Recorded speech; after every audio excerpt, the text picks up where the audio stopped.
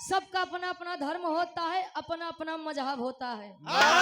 कोई भी धर्म कोई भी मजहब आपस में बैर करना नहीं सिखाता। अबे सुन में भैया कि यहाँ पर बड़े शिक्षित लोग बैठे हैं, तो शिक्षित लोग यह भी जानते हैं, चाहे वह हिंदू हो मुसलमान हो, हिंदुओं में चाहे अहिर हो, गडेरिया हो, पासी हो, चमार हो, धोबी हो, धैकार हो, सबसे पहले इंसान को इंसानियत पहचाननी चाहिए। जैसे गुरु जी या हिंदू धर्म में कोनो भी शुभ काम करे से पहले लोग अपने आराध्य अपने इष्ट देवी देवता के याद कैले थे। धन के चाहे वाले लोग लक्ष्मी जी कुबेर जी के पूजा आराधना वंदना करते थे। बल को चाहने वाले लोग दादा वीर बजरंग बली के पूजा आराधना वंदना करते थे। वैसे हम कल हमरे जंग बली भैया बजरंग बली के बड़ा भक्त है। शुरुआती में जंग बली भैया हमारे बजरंग बली के वंदना वंदना गाय लिखे बा दादा ईश्वर करे कि पावर आपका भरपूर मिले। वैसे ने हम पढ़वैया लिखवैया चढ़वैया कौन चीज के वो गाड़ी के।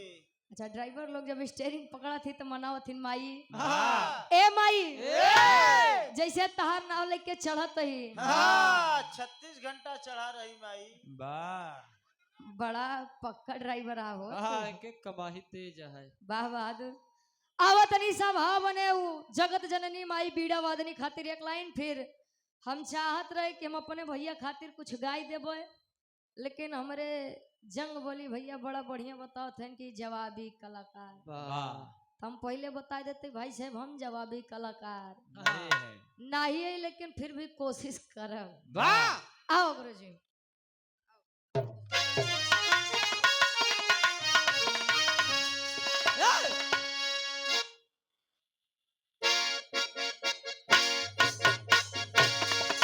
क्या बात है वाह।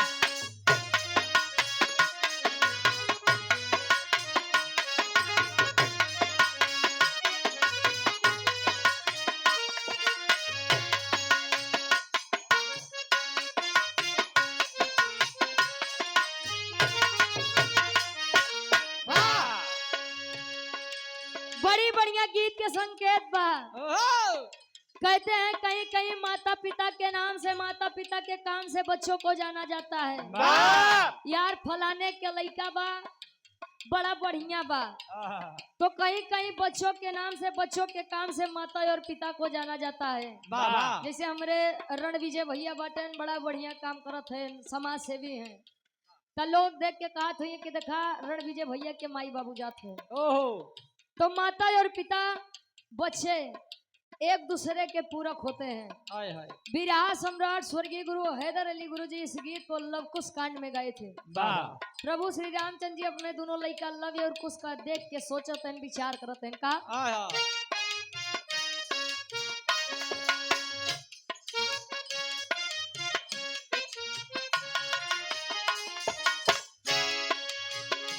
तोहरे माता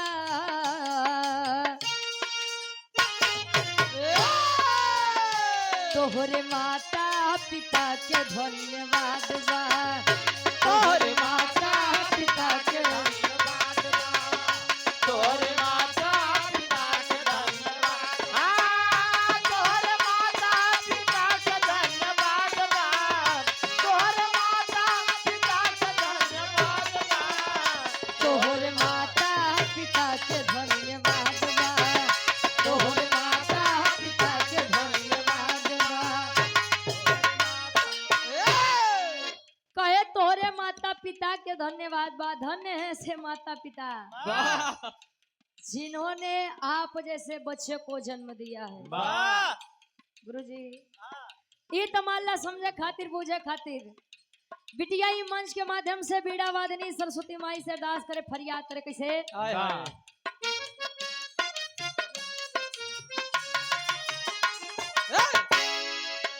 और आप मिर्जापुर की पावन धरती से नंदलाल यादव जी, शिवनाथपुर मिर्जापुर ड्राइवर साहब, ये 50 रुपए का सम्मान हारमोनियम मास्टर अच्छा, ये हारमोनियम मास्टर खातिर बाबा वाह रुचि यादव जी से निवेदन है कि आप कोई नया बिरहा प्रस्तुत करें। अच्छा ठीक ठीक भैया, आप ले समझत है।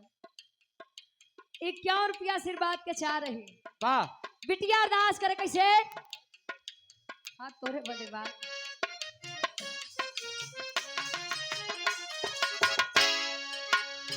माई बिटिया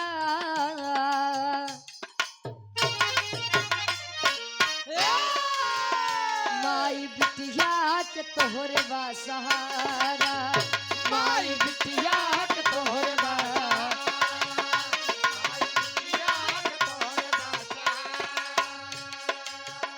गीत संगीत स्वर लय सवारा गीत संगीत स्वर लय सवारा गीत संगीत स्वर लय सवारा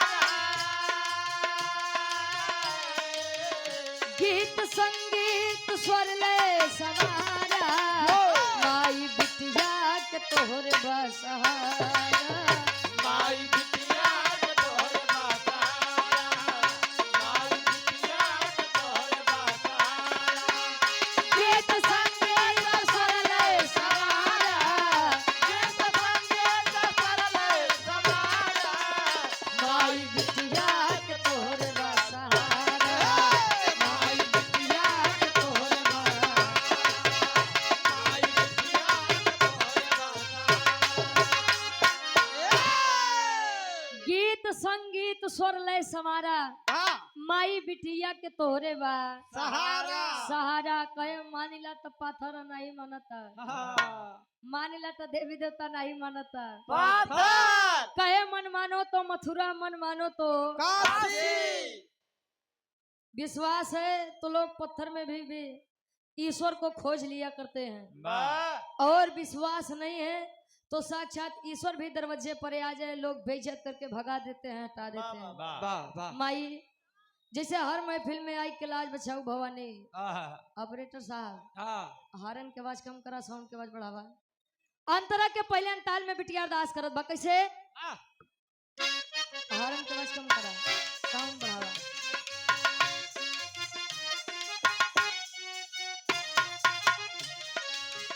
अंत में उठा लमाई दिलवा के आसवा अंग में उठा लमाई दिलवा के आसमान अंग में उठा लमाई दिलवा के आसमान तू आई गवई बुमाई पूरा विश्वास बा कोई कोई बुमाई पूरा विश्वास बा कोई कोई बुमाई पूरा विश्वास बा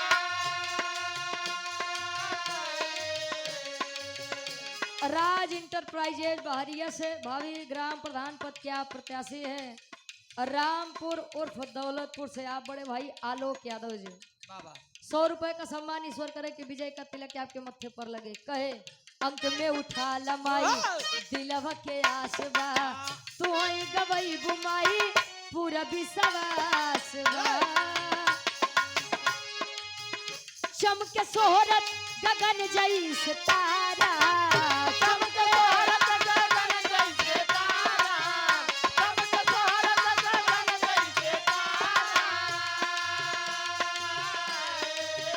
चमके सोहरत गगन जैसे तारा माई बिटिया के तोहरे बा सहारा माई बिटिया के तोहरे बासा माई बिटिया के तोहरे बासा चमके भारत गगन जैसे तारा चमके भारत गगन जैसे तारा माई बिटिया के तोहरे बा सहारा माई बिटिया के तोहरे बा माई बिटिया के तोहरे बासा चमके सोहरत गगन जैसे तारा कहे सावनी गुजर जाने पर जल की कद्र होती है इंसान चला जाता है पर कीर्ति अमर होती है अरे बाप इंसान इस संसार से जाता है लेकिन उनकी कीर्तियां हमेशा गवाती हैं वाह और जो इंसान समाज के लिए हमेशा सदैव खड़ा रहता है उनका किरदार सदैव अमर हो जाता है वाह लोग उदाहरण के तौर पे देते हैं कि अरे यार बने खो तो उनके जैसा बना है नहीं तो बनबे मत करा। वाह यह संसार में गुरुजी तो केवल दुइये जने के नाम भवा, वाह या तो जे बड़ा बढ़िया काम करे आ या तो जे सबसे खराब काम करे ओकर। वाह बीच वाले के गिनती वाह बीच वालन को ऐसे गिनती नहीं होते। वाह बहादुर। कहे मन की तरंग मार लो बस हो गया भजन, आदत बुरी सुधार लो बस हो गया भोजन भोजन, नहीं हो भजन। बिना भोजन के भजन न होए। हाँ तो तू लोग कलयुगी संत है भाई। ये मन बड़ा चंचल होता है, जल्दी तो भाव भोजन में लागत नहीं, लेकिन लग ही जाए राम रहीम के साढ़ू हो जाए। वाह हाँ ये वहीं से आवत है ना। के बट से चला है। आखिरी भाव में बिटिया बता कि बिरहा जगत में हमारे खानदान का बा, बिरहा जगत में हमारे माई बाबू के बा। आवा।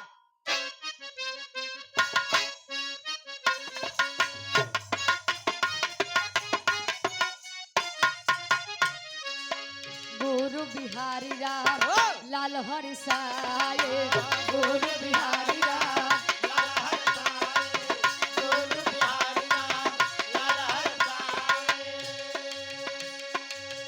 गुरु बिहारी राम लाल हरि साये, कवि अमलेंदु जी गीत सजाए, कवि अमलेंदु जी गीत सजाए।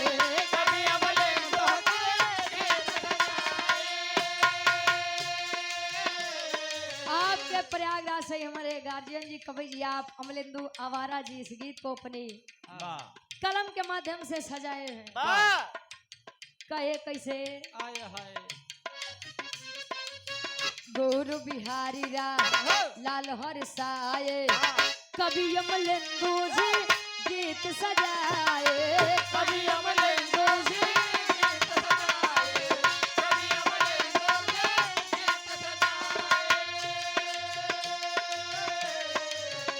गावे रुचि याद तोहरे बा सहारा,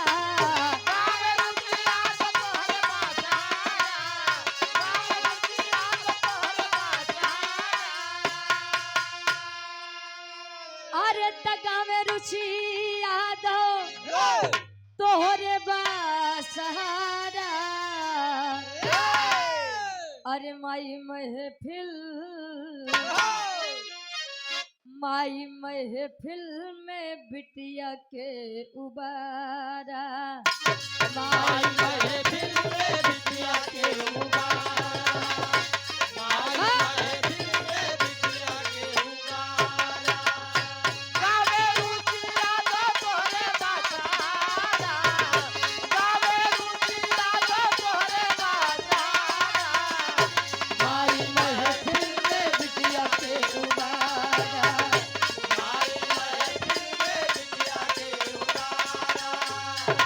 माई महफिल में बिटिया के उबारा।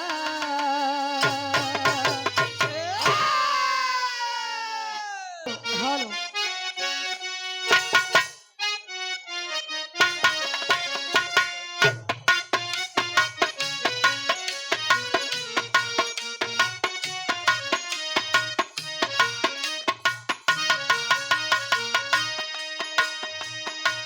कर्पूर गौरम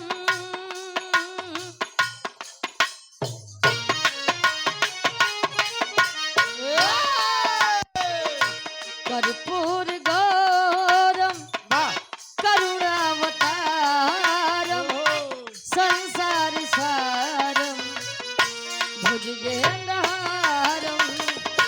कर्पूर गौरम करुणावतारम संसार सारम भुजगेंद्रहारम। कर्पूर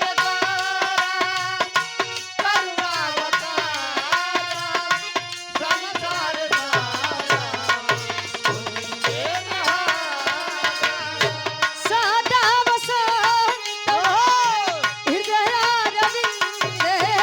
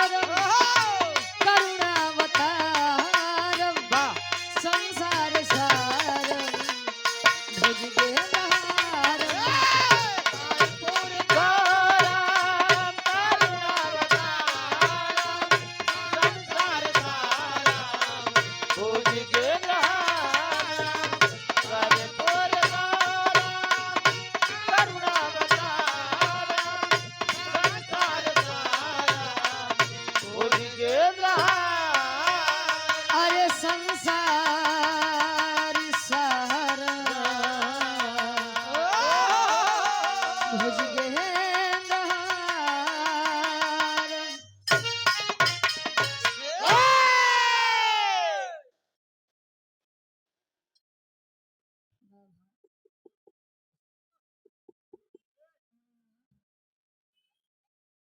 ऐतिहासिक सरजमी वाह वाह का भाई सिटिया भाई करी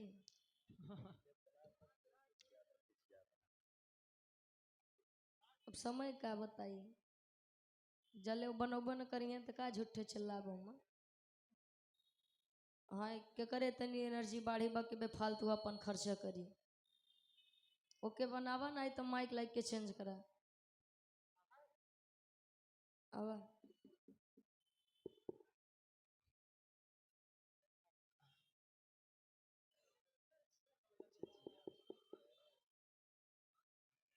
मैलहार रामलीला मैदान वाह बहरिया प्रयागराज की पावन सरज में वाह ऐतिहासिक धरा है वाह और बिरहा के पारखी लोग बैठे हैं वाह वाह मंच की गरिमा को बढ़ा रहे हैं आप सम्मानित इस ग्राम के समस्त ग्रामवासी एक एक नागरिक एक एक सदस्य वाह सम्मानित आप बूढ़ बुजुर्ग पिता तुल्य आप हमारे चाचा तुल्य वाह बड़े भाई लोग भी आए हुए हैं वाह वाह वाह राजनीतिक दलों से ताल्लुकात रखने वाले वाह इस ग्राम के ग्राम प्रधान साहब क्षेत्र पंचायत सदस्य वाह जिला पंचायत सदस्य वाह या इससे भी बड़े पद पर आप कार्यरत हैं वाह कार्यक्रम के आयोजक साहब जो कि परिचय के मोहताज नहीं हैं वाह जो कि जिला पंचायत सदस्य के आप भावी प्रत्याशी हैं वाह चार वार्ड नंबर 4 से हमारे बड़े भैया आप सम्मानित आप रणजीत यादव जी वाह बिरहा जगत के बड़े अच्छे कलाकार बड़े सुंदर कलाकार वाह वैसे बिरहा में गुरुजी बड़ा दिक्कत चलत भाई टाइम पे क्योंकि चाचा बोला तो के खराब लग जाता हाय हाय हाय क्योंकि भैया बोला तो ले खराब लग जाता हाय हाय अब समझे नहीं आवत कि बोले क्या है वाह आप सम्मानित हृदय के गार्जियन जी आप जंगबली यादव वाह हमार बड़का भैया वाह हाँ चाचा मंच पर बैठे हैं सम्मानित कलम के जादूगर कलम के बादशाह आप पवन कवि जी वाह इलाहाबादी हाय हाय तमाम यूट्यूबर भाई लोग भी आए हुए हैं वाह सबके कहीं स्वर में हम गायिका रुचि यादव प्रतापगढ़ से वाह अपनी पूरी पार्टियन की आवाज में आप सबके स्वागत सम्मान अभिनंदन एवं वंदन करते हैं वाह जो कि हमारे बड़े भैया हैं जिला पंचायत के आप भावी प्रत्याशी है वार्ड नंबर चार 4 से वाह विजयी बनाइएगा आप लोग हमारे बड़े भैया रणजीत यादव जी को और हम चाहेंगे कि एक बार रणजीत भैया के लिए और अपने लिए सभी लोग एक बार जोरदार ताली बजा लीजिए वाह वाह। क्या बात है स्वागत की कड़ी में सम्मान हुआ गार्जियन जी आप कार्यक्रम के आयोजक साहब रणजीत यादव जी जिला पंचायत सदस्य वार्ड नंबर 4 बहरिया की पावन सरजमी से सुंदर माला साफा अंगोस और ये 500 रुपए का सम्मान है आशीर्वाद के छा रही वाह और ये आप पंजाब स्टार टेलर्स हाय हाय अच्छा कोट पैंट स्पेशल सियत हिम वाह। वाह जेके जरूरत हो तो भैया से संपर्क किया वाह महिला पेट्रोल पंप के सामने बहरिया प्रयागराज ये सुधाकर भैया हमारे वाह 51 रुपए का सम्मान यावा गुरु जी बड़ी बढ़िया बढ़िया बात सुनने के मिला